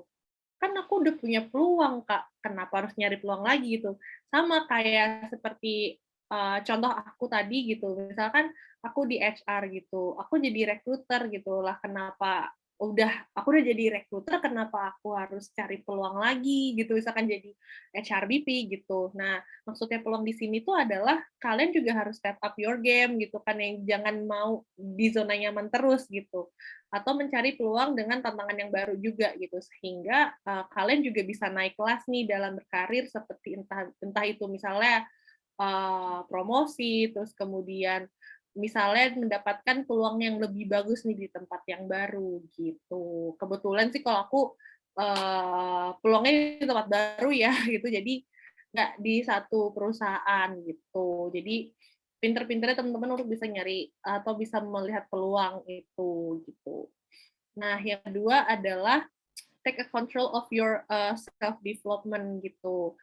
Nah, maksudnya take control ini adalah kalianlah yang menentukan bagaimana development plan kalian sendiri gitu. Apa yang mau kalian raih, apa yang mau kalian capai, dan bagaimana bisa mengembangkan diri gitu. Contohnya adalah misalnya aku tadi sebagai recruiter gitu. Nah, aku udah tahu nih skill apa aja nih yang harus dibutuhin, udah research nih skill apa aja yang harus dibutuhin saat menjadi recruiter gitu. Nah ternyata semakin ke sini banyak nih recruiter bermunculan, maksudnya role yang baru, let's say kayak tech recruiter gitu. Di tech recruiter tuh harus bisa apa aja sih? Oh, aku harus tahu bahasa pemrograman juga, terus kemudian misalnya platform apa aja yang sering digunain untuk rekrut anak tech dan lain sebagainya. Jadi teman-teman juga harus tahu nih maksudnya track dalam nge-develop skill teman-teman tuh seperti apa gitu. Nah ini hubungan dengan sama yang ketiga gitu. Kita upskill dan reskill sesuai dengan kebutuhan pekerjaan gitu. Nah, kenapa upskill dan reskill? Karena pastinya ada skill yang harus di-upgrade juga dan mungkin beberapa area ada yang harus diasah kembali sesuai dengan kebutuhan dan pekerjaan tersebut gitu sehingga teman-teman juga bisa terupdate dan juga relevan dengan yang dibutuhkan saat ini gitu. Nah, yang keempat adalah grow your network gitu. Nah, membangun relasi itu merupakan hal yang penting gitu ya untuk selalu bisa updated dan dengan tren dan juga insights yang sedang berlangsung yang mungkin sedang ada gitu seperti aku tadi jelasin sekarang ternyata tren HR tuh ada yang jadi tech recruiter ya gitu dan walaupun misalnya aku juga awalnya juga nggak kebayang jadi tech recruiter gitu tapi pada akhirnya pas nyemplung gitu ya oh ternyata tech recruiter kayak begini ya gitu. Nah jadi dari situ untuk bisa apa namanya ya, untuk bisa keep up the trend juga aku tuh pasti nanya-nanya gitu sama temen aku yang recruiter juga gitu. Terus kemudian misalnya aku ikut komunitas gitu ya, aku ikut komunitas recruiters community gitu dan dari situ aku bisa apa namanya, bisa mengembangkan network-network aku ini untuk menjadi sumber pengetahuan dan juga mungkin aku bisa mendapatkan peluang yang lebih baik gitu di luar gitu. Itu penting banget sih untuk karir kalian. Nah, yang kelima adalah mencari mentor. Nah, mentor di sini tuh lebih ke kayak, sebagai panutan dalam sepanjang berkarir gitu ya, yang akan bantu kamu untuk, eee, bikin decision karir juga dan juga memperoleh insight baru yang akan memiliki impact gitu untuk karir growth teman-teman juga gitu. Nah, mentor yang dicari sebaiknya yang memiliki ekspertisi di bidang yang kalian minati juga gitu. Nah, sekarang, aku juga sebenarnya punya mentor sih gitu ya, punya mentor, terus juga dan kebetulan mentor aku tuh, mantan manajer aku sendiri sih gitu, mantan manajer aku sendiri, jadi di sana kalian bisa kalau misalkan punya mentor ya, kalian bisa nanya-nanya gitu kayak, "Mbak, gue punya opportunity ini sebaiknya gimana?" Gitu, kayak atau enggak misalnya, "Mbak, ke depannya, gue harus belajar apa ya?" Gitu.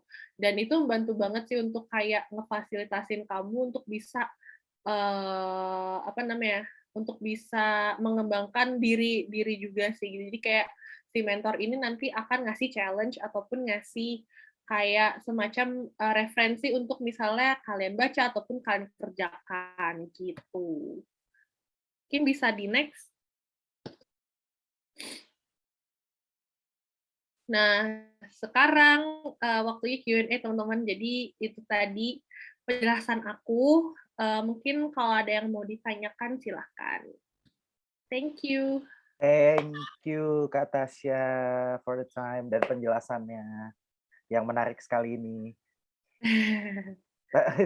Kayak, apa namanya, aku ngedengerin ini, apa, mengikuti ini jadi merasa kayak sebenarnya yang butuh gua sih, ini semua tuh. Ribet, mau kerja mau kerja di kantor, mau kerja di rumah sama aja urakannya. Ibarat kata kan gitu ya. Iya, benar benar. Nah, nih teman-teman, kita udah masuk ke sesi tanya jawab. Kalau memang ada yang mau ditanya, silahkan boleh tuh tulis di chat box. Atau kalau mau nanya langsung juga boleh banget. Nanti raise hand aja. Nanti aku open ininya ya. Apa aku unmute biar kamu bisa nanya langsung. Silahkan siapa aja monggo yang mau loh. Tapi sebelum itu boleh aku duluan yang nanya nggak sih? Boleh Ada boleh satu ada satu hal yang aku penasaran dari tadi. boleh. Kayak pengen tahu aja kayak eh kata si ini kan jadi apa namanya mental health counselor, Mhm, konselor di relief kan ya. mhm mhm Nah, mhm mau aku tanya tuh, kalau misalnya kita ngomongin soal mental health ya, mhm. mungkin agak agak menyimpang, agak sedikit menyimpang kali ya, tapi masih ada hubungannya sama Boleh produktivitas. boleh boleh boleh.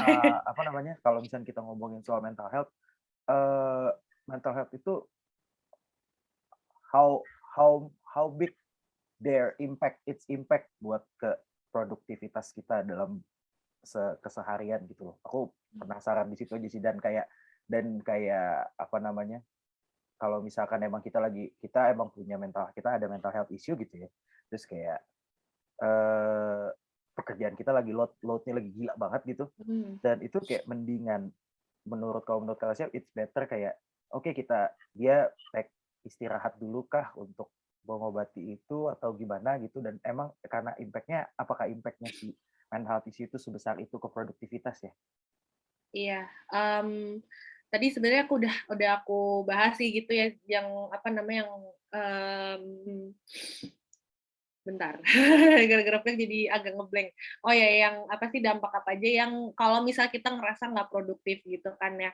Nah sebenarnya tuh dampaknya sebesar itu gitu, bahkan aku sempat punya case gitu ya, di mana klien aku tuh kayak, aduh ngerasanya burnout gitu, ngerasanya jenuh terus gitu ya, karena mereka, ngerasa apa ya, penuh gitu kan ya, penuh gitu. Jadi it's okay kalau misalnya kita, apa namanya, kita harus tahu kapasitas kita tuh kayak gimana gitu. Maksudnya kapasitas itu dalam arti, mmm, kayak kira-kira, mood mood sebelum kerja nih ya, mungkin bisa ngelakuin kayak, kira-kira hari ini mood kerja gue di angka 1 sampai 10 di angka berapa gitu. Tapi kalau misalnya itu di angka yang mungkin rendah gitu, yang rendah banget sampai 1 lah gitu, mungkin saatnya untuk teman-teman cari, apa namanya, untuk cuti gitu, ataupun mungkin untuk leave dulu sebentar dari pekerjaan gitu. Sehingga kalau misalnya hal itu diteruskan, pastinya kan karena kita bekerja nggak cuman dengan satu orang, pasti kita punya pihak yang banyak dong ya kalau bekerja gitu. Pastinya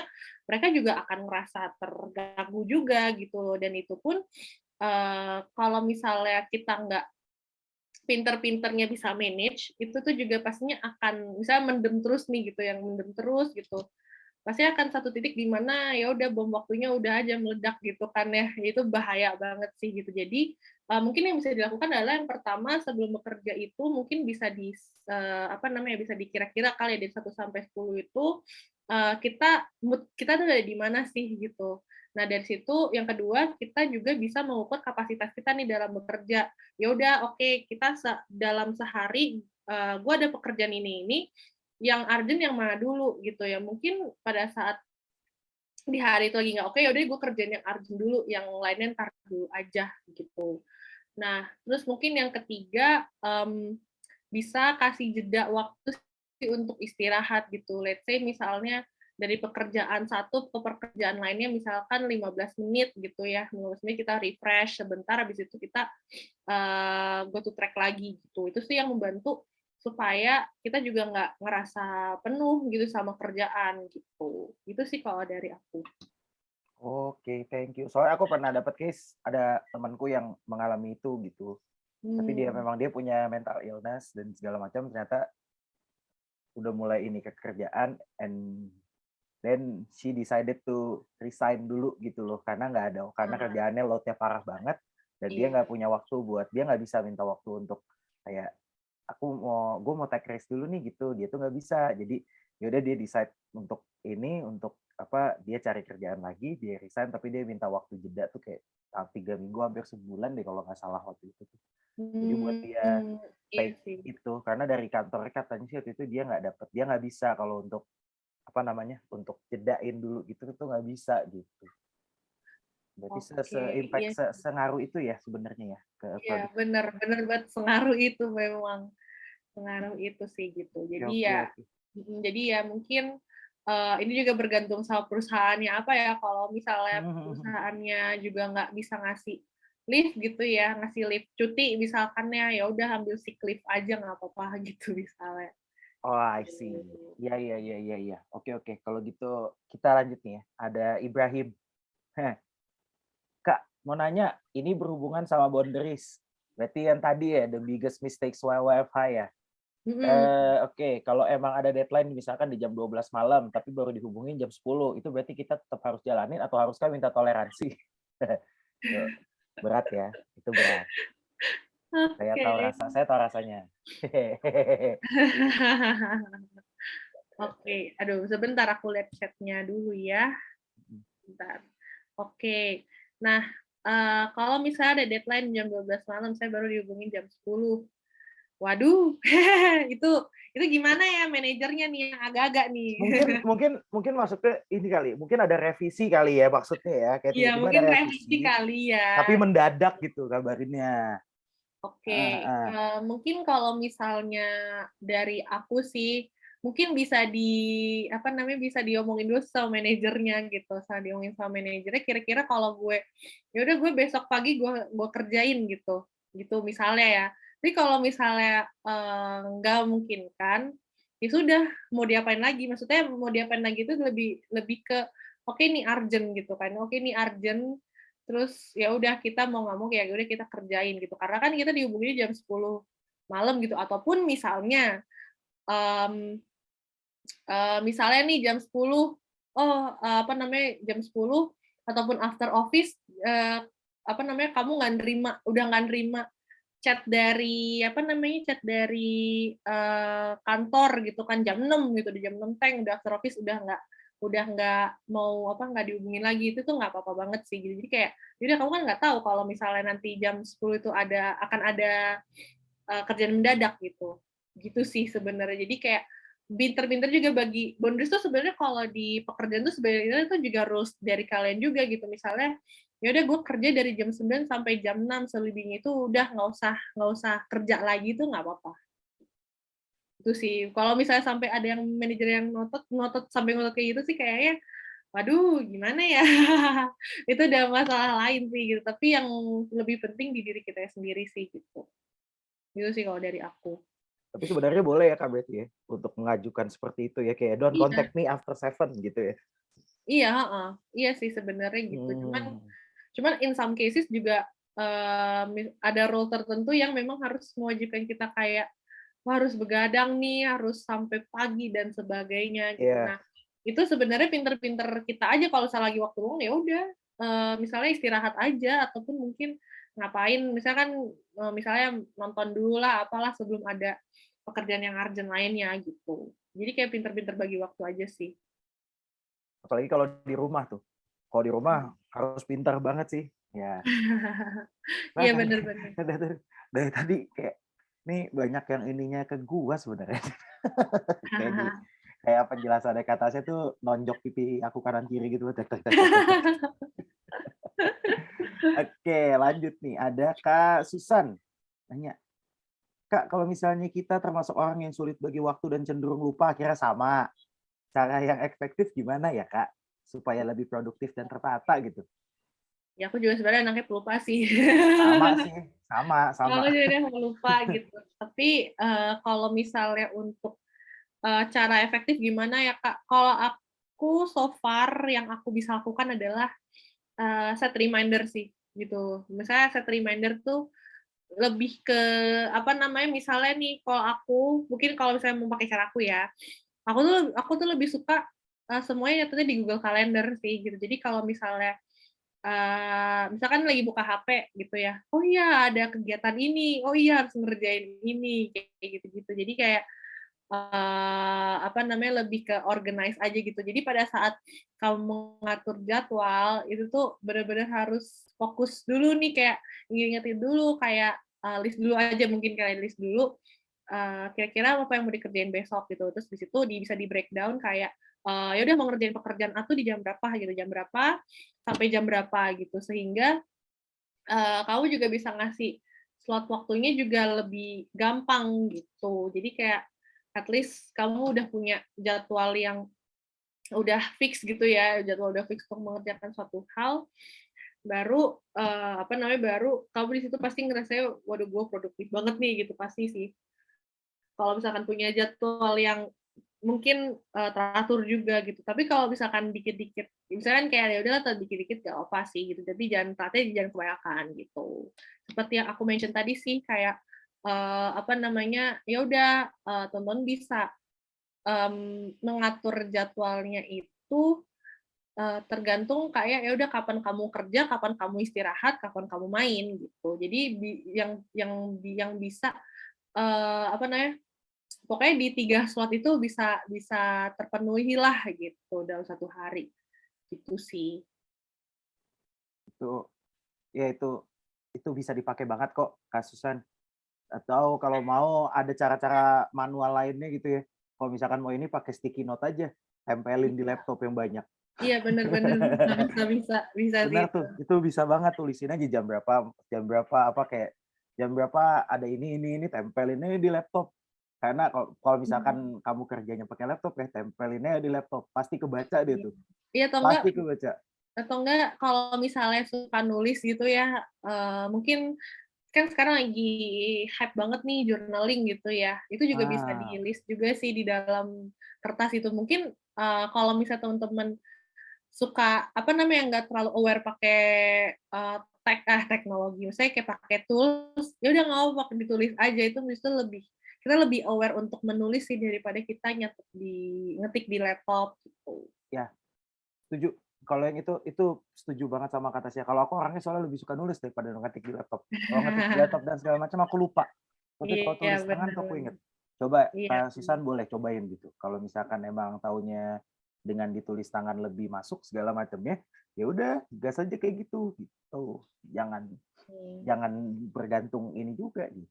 Jadi gas aja ini coba. Tapi itu tadi bisa tuh 2 cara dari Kak Tasya sama tadi cara yang aku kasih tahu tuh ya tempelinnya udah di laptop. Kalau nggak tempelin di meja belajarmu tuh, di meja Iya. kerja kamu tempelin tuh sticky note yang banyak tuh. Pasti kebaca. Tapi kalau yang udah jangan lupa dibuang, nanti dikerjain lagi. BTW mau ngingetin teman-teman itu ada apa namanya, ada link untuk feedback, boleh ya diisi. Oke, aku mau lanjut pertanyaan berikutnya dulu nih, Kak. Ibrahim lagi, Kak. Dia ngomongin tadi kan terakhir kita sempat ngomongin soal switch karir ya, Mhm mhm. ujung ya.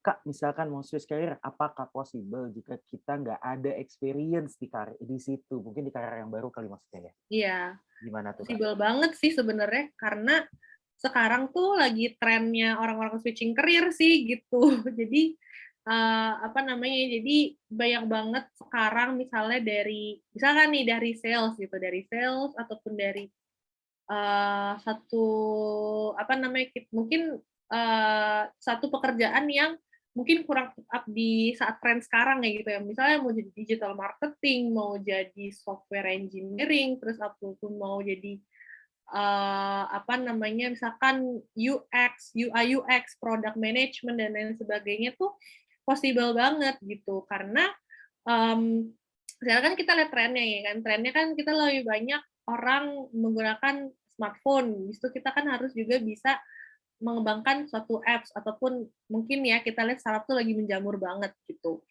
Nah, dari situ kalian bisa lihat kira-kira prospeknya di mana gitu. Nah, dari situ, teman-teman bisa mungkin bisa research dulu ya, kayak pekerjaannya kayak gimana, scope-nya seperti apa, skills-nya seperti apa, terus mungkin harus, misalkan kalau tech itu kan harus benar-benar paham di salah satu misalkan let's say bahasa pemrograman, toolsnya apa aja gitu, dan di situ kalian bisa ngerti, "Oh, oke kayaknya gue harus ikut workshop. Oh oh, oke gue harus ikut bootcamp." Tapi mostly orang-orang yang switching career terus ikut bootcamp sih gitu.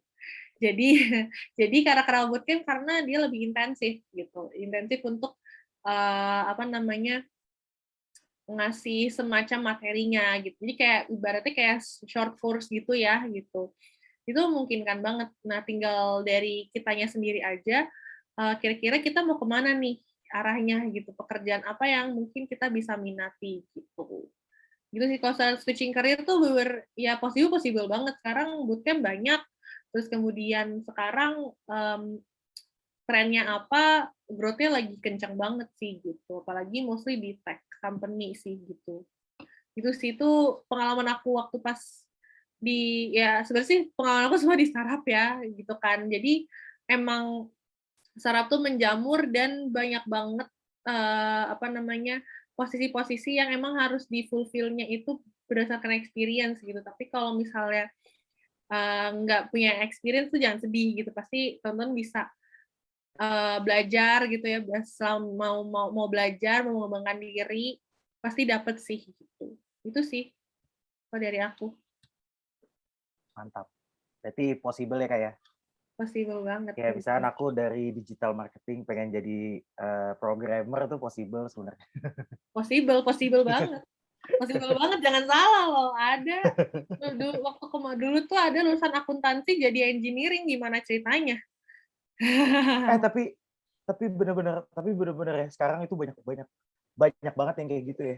Banyak Iya banget yang bener, switch karirnya tuh ini banget, salah satu apa namanya, salah satu tim aku juga switch switch ininya juga beda banget tuh dari dia lulus kuliah sama ininya. Dia lulus mmm, kuliah terus dia sekarang jadi megang sosmed lah ibarat kata gitu ya. Itu tuh iya juga jauh banget. Itu loh, keren iya banget bener itu, bener. kayak bisa banget sih gitu, bisa banget. Jadi jangan takut gitu, "Aduh gue lulusan jurnalistik tapi gue pengen jadi programmer," gitu. Ya nggak apa-apa, cobain aja. Selama selama bisa kita enjoy, selama kita bisa ngikutinnya aja sih sebenarnya Bener, gitu. Hmm, apalagi kalau suka. Biasanya kalau ya, kalian suka, kalian lebih bisa masuk tuh, lebih enak masuknya. iya bener. Oke oke, terima kasih Ibrahim. Nih next ada Kak Susan lagi. Kak mau tanya satu lagi. Kalau misalkan di pekerjaan kita kurang dapat support, baiknya gimana ya, Kak? Waduh, karena agak ngeganggu, makasih. Maksudnya Coba, ini Kak. support dari mana nih? Mhm, Dari kantornya, dari orang tua, atau gimana? atau dari manajernya, atau dari apa aja gitu. Iya, support-nya apa nih maksudnya? Apakah dari kantornya atau dari, apa namanya, dari orang tua gitu maksudnya? Mungkin bisa diketik Kak, nggak apa-apa. Atau Kak Susan mau nanya langsung? Ya Kalau Kak boleh. Susan mau nanya langsung boleh banget loh. Jadi lebih enak ngobrolnya.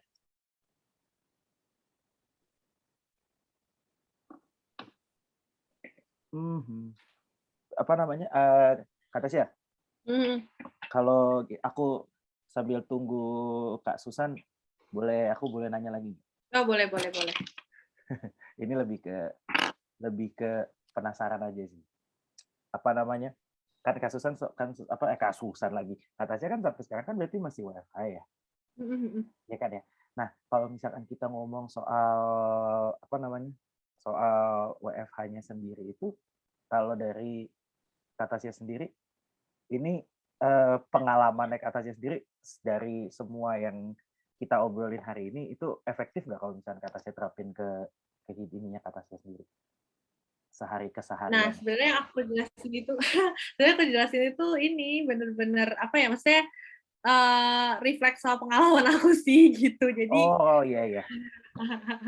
jadi emang, mostly yang aku jelasin temen-temen di sini, itu itu yang emang aku suka lakuin sih gitu. Mulai dari misalkan take notes, apa namanya, kasih to do list gitu, terus kemudian pakai tools gitu ya, terus kemudian, apa namanya, prepare, ruang kerja, ya ruang walaupun di kamar juga sih pada akhirnya ruang kerja, di kamar senyaman mungkin, kayak gitu itu, kayak apa ya namanya, bisa nambah produktif sih gitu. Jadi kayak kita lebih semangat kalau dari aku ya, mungkin lebih kayak, semangat aja sih ngerjainnya gitu.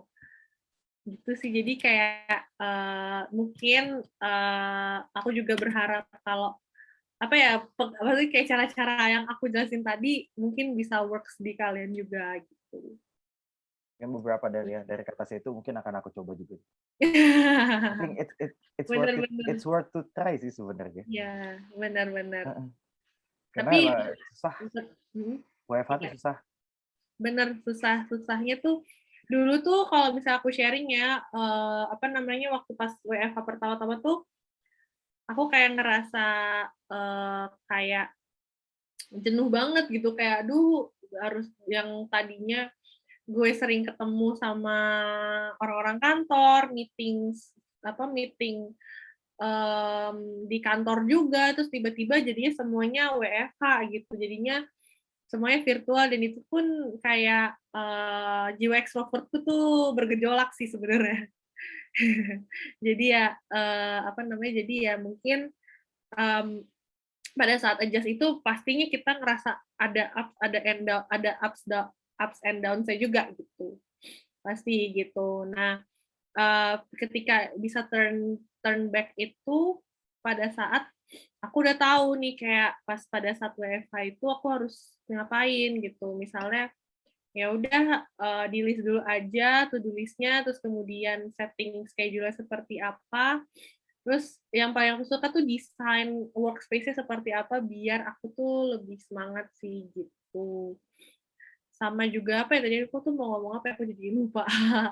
Mmm, Mungkin kalau misalnya, WFH itu oh iya biasanya kalau kerja tuh suka pairing anaknya. Jadi, pairing, sama mungkin sama teman-teman kerjaku ataupun sama manajer aku tuh pernah, "Ya udah kita kerja pairing aja ya biar nggak jenuh," gitu. Itu tapi itu masing-masing company sih sebenarnya, kayak gimana gitu. Tapi kalau aku mungkin kan untuk pairing, ya udah kita pairing aja gitu. Itu sih, terus kemudian pada saat aku WFH juga, aku juga kayak ikut, apa namanya, mungkin, apa namanya, di pekerjaan aku tuh kan kayak ada beberapa hal yang harus aku kembangin gitu ya. Jadi, apa namanya, jadi, mungkin aku kasih list list down-nya dulu kayak apa aja yang harus dikembangin, terus kemudian apa namanya, decide kayak learning platform-nya apa, dan terus kemudian aku ikut komunitas, terus kemudian aku ikut, virtual events lainnya yang emang bisa, kita nge-grab, apa, pengetahuannya ataupun skill-nya seperti apa, gitu. Dan dari situ juga sebenarnya, pada saat, kita WFH tuh sebenarnya kayak aku tuh baru ngerti kayak, oh ternyata kita harus bisa independen, oh kita harus bisa komunikasi dengan baik, terus kita harus tahu tuh apa aja yang bisa, apa namanya, yang bisa nge-boost kita untuk, WFH, bisa nyelesain pekerjaan kita, gitu sih. Yang paling penting adalah self motivation-nya juga sih sebenarnya. Kalau misalnya kita nggak ada motivasi, mungkin kita ngerasa nggak produktif terus kali ya, gitu. Itu sih kalau dari aku. Oke, thank you Kak Tasya. Kata itu sama sih setting up workspace tuh paling enak sih di rumah.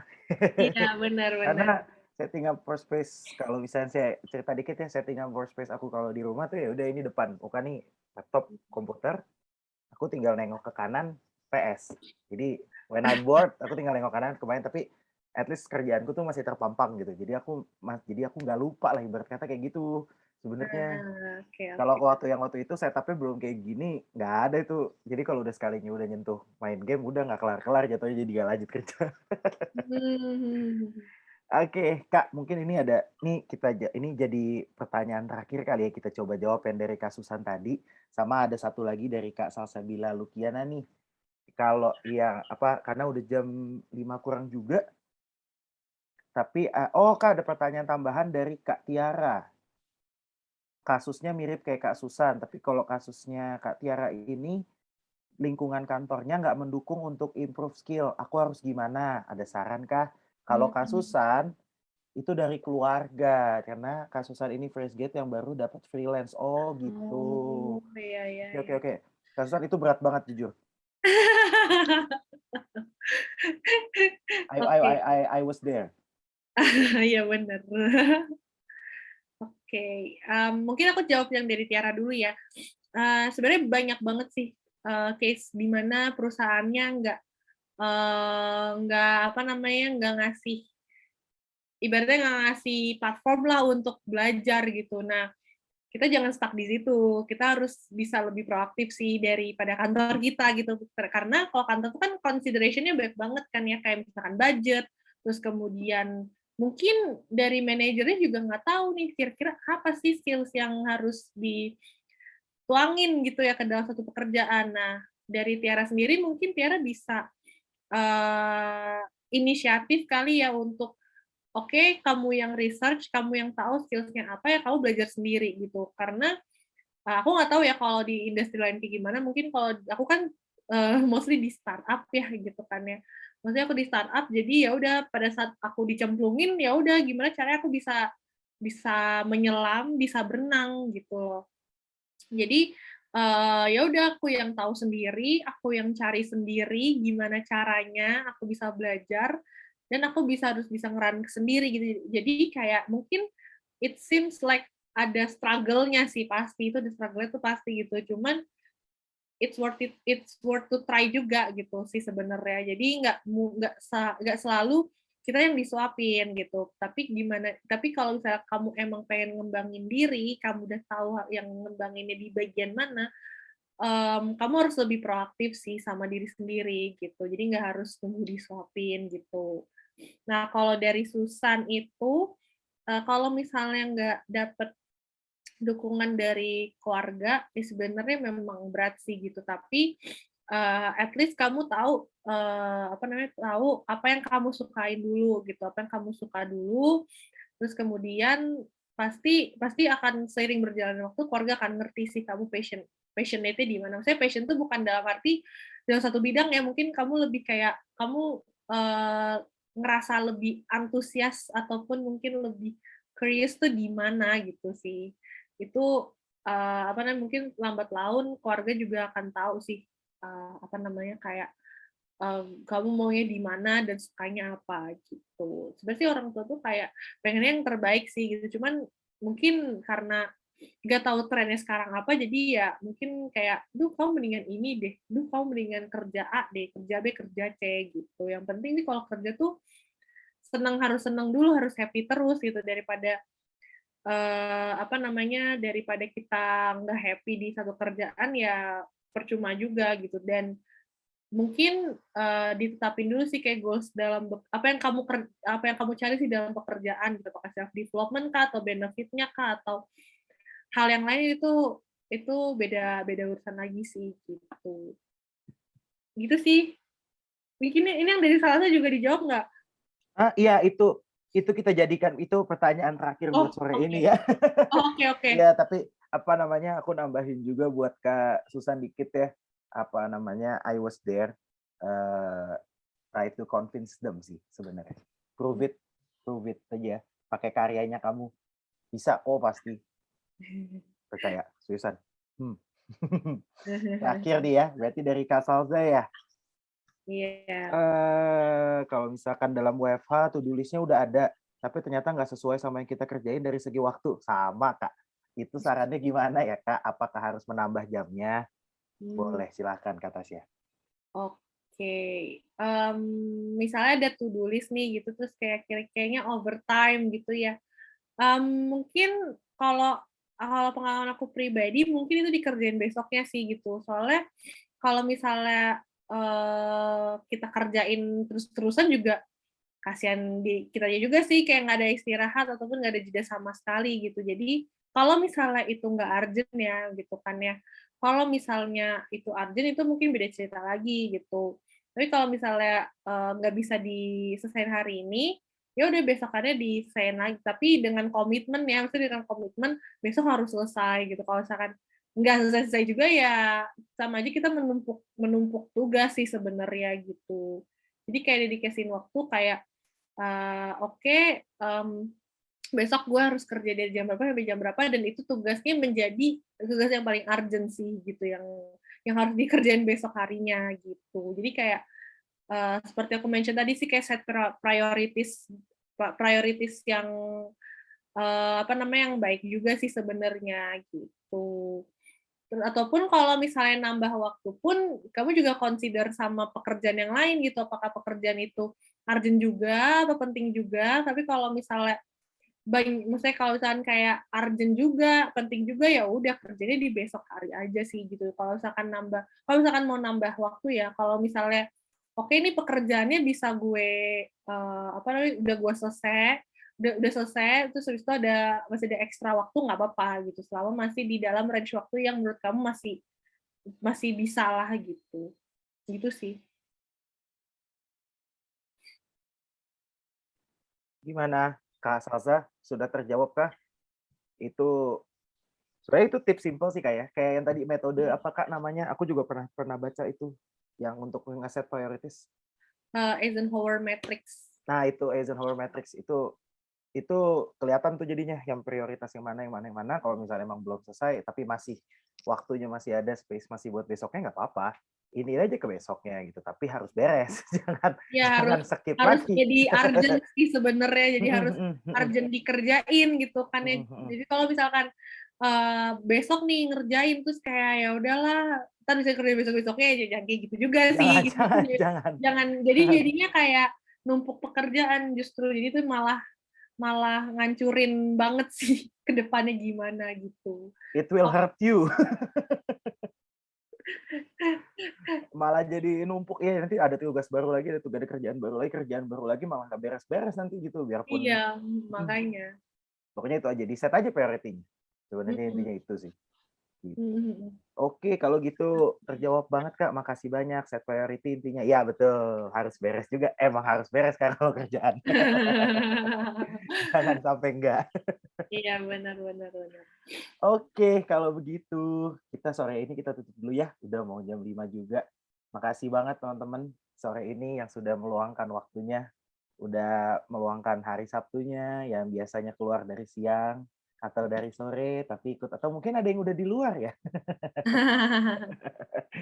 Jangan Kak, jangan keluar siang atau sore, lebih macet daripada keluar malam biasanya. Kak Tasya ada kegiatan lagi kah mungkin habis ini? Hari Sabtunya? Oh, ada Oh klien. ada. Oh sama. Masih panjang hari Sabtunya berarti. Iya, Ya benar. oke. Thank you so much ya. Kak Tasya makasih banyak ya sharing-nya. Nah, thank you juga teman-teman, semoga bisa bermanfaat dan membantu teman-teman juga ya. Pastinya harusnya sih begitu ya. Dan buat teman-teman yang udah hadir, boleh ya apa namanya ada jangan lupa nih buat follow apa Instagram sama LinkedIn-nya Celebrate School dan juga tadi apa aja kalau mau silahkan tuh follow tadi Kak Tasya di di deck-nya juga ada tadi di terakhir ada LinkedIn-nya Kak Tasya, ada Instagram-nya Kak Tasya itu kalau ada pertanyaan lanjutan mungkin silahkan Kak Tasya open mungkin kalau teman-teman ada yang mau nanya lagi. Open lah. Kalau Oke, nggak open siap. nggak di ini dong. Oh iya, bener juga ya. Tuh ada udah keluar. Ada tuh ada email, ada kayak emailnya Kak Tasya, ada boleh DM di LinkedIn, boleh juga DM di IG. Silahkan banget. Atau oh ya atau ada klarifikasi. Klarifikasi dari Maksudnya ya, clarification dari ini sih apa namanya, misalkan masih bingung nih maksudnya kayak gimana mhm, gitu, kan perlu klarifikasi dong ya kan? benar. Atau mungkin nanti dari kakak-kakak yang tadi udah nanya gitu ada klarifikasi, "Kak berhasil," gitu. Boleh banget. Banget, ya Silakan langsung banget gitu. update, iya, benar Itu benar. itu bakal bikin Kak Tasya seneng banget pasti kalau sampai itu berhasil sih. Oke lah kalau gitu untuk informasinya kami masih ada webinar lagi sampai akhir bulan ini, masih ada ini yang paling dekat di tanggal 21 Januari, ada tentang critical thinking and problem solving as a key to become the most wanted person. Eh ikut deh, biar jadi most wanted person, biar dicari ditempel posternya gitu, most wanted gitu kan, buat dicari-cari sama orang. Karena kalau menurut Kak Tasya gimana? Critical thinking and ini itu kan salah satu skill yang emang dicari kan sekarang, Iya, benar-benar iya kan? critical thinking itu sebenarnya ini loh, jadi kalau misalnya teman-teman mau googling tentang the future jobs report itu tuh skill yang benar-benar dibutuhin dalam apa ya namanya dalam tren sekarang sih gitu sebenarnya. Nah, itu dia, makanya itu, kita mau coba bantuin teman-teman nih, kali aja kan tiba-tiba dicari-cari orang kan punya ini, gas. Ini salah satunya nanti di tanggal 21, lalu tadi ada lagi, halo Kakak. Nah, ini ada lagi nih buat career shifting. Ini kita akan ngomongin detailnya. Yang tadi kan kita sempat ngomongin sama Kak Tasya beberapa hal soal career shifting kan. Apalagi career shifting dari teman-teman yang misalkan lulusan apa, pengen masuk ke mana. Ini kita lanjutin lagi. Ini lebih detailnya kita bahas di sini. Ada di tanggal 22. Dan terakhir nanti di tanggal 30. Oh enggak ding, belum, masih ada lagi. Ada 4, lupa saya. Ini tanggal 25. Kalian pengen kalau misalkan tiba-tiba di LinkedIn kalian di kontak sama rekruter, rekruter sekarang banyak yang kontak dari LinkedIn juga kan Kak langsung ya untuk Iya HR. benar, banyak banget tuh. Hmm. Nah, itu kalian bisa ini kita nanti kasih tahu resep-resep mujarabnya biar set gitu, biar kayak wah ini dia bisa ini gitu. Kalian nanti dapat. Lalu yang terakhir di tanggal 28, nah ini kita di industri 4.0 society coba kita udah ngomongin soal kita ngomong detailnya lagi buat jadi most wanted character, kita ngomongin karakternya di sini. Lanjut. Nah, ini yang terakhir tadi kita udah ngomongin soal mental health ngaruhnya ke productivity kan sama Kak Tasya. Nah, kita bahas detailnya di akhir bulan ini. Kita coba maintain your emotion and stress supaya bisa work lebih efektif. Ini acara-acaranya. Kalian boleh daftar, linknya udah ada di situ. Atau nanti kalian bisa lihat di Instagram misalnya Red School, klik aja tuh, kan di bio ada. Di bawahnya bio ada link kan, klik aja. Nanti bisa daftar di situ. Oke, kalau gitu untuk sore ini aku tutup dulu. Terima kasih banyak semua teman-teman yang udah hadir. Selamat beraktivitas di hari Sabtu, selamat bersenang-senang. Silahkan mau main-main, mau tidur silahkan juga. Jadi kata Tasya juga ya, silahkan berhati-hati saat beraktivitas, cepat sembuh dari aku. Ya, thank you ya Sehat, semua. thank you banget sharingnya. Oke, selamat sore semuanya. Thank Sore. you. Bye.